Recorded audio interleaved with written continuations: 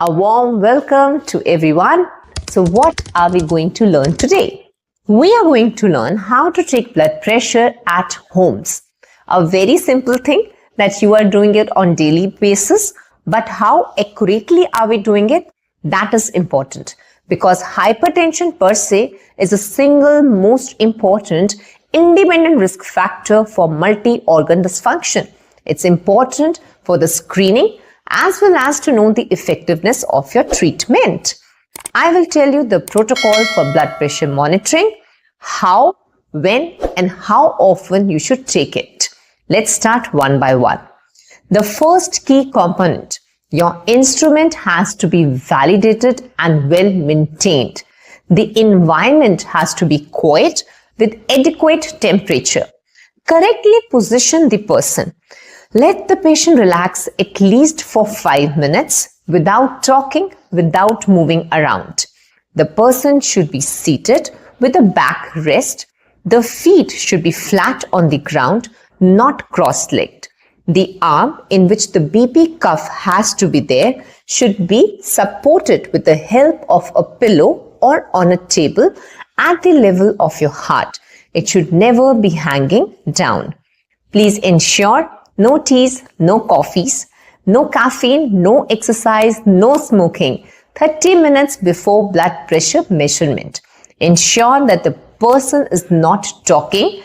The person's bladder should not be filled when blood pressure is being measured. Select the most appropriate size cuff. That is, the mid-arm circumference has to be measured, which is between your shoulder and the elbow.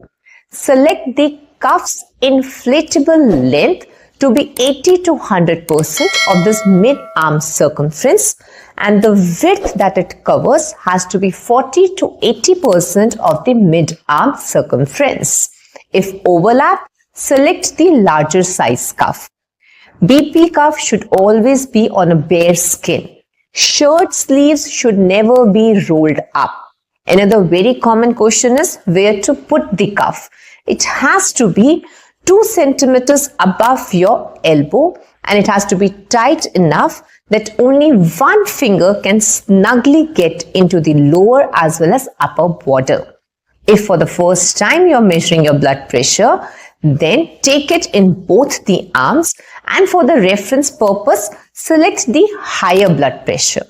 Take it 2 times in the morning before your breakfast and 2 times in the night before your dinner. And these 2 readings have to be 2 minutes apart. Take it around 5 to 7 days, average it, and these numbers are extremely important. Thus, finally concluding, use automatic arm cuff monitors and not wrist or finger monitors. Know your numbers. A single high reading is not an immediate threat. Relax, take it again, call your doctor if your average readings are high.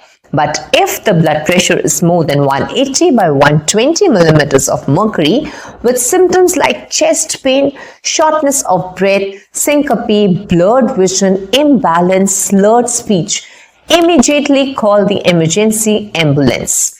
This was all about blood pressure monitoring. For more such useful videos, kindly stay tuned.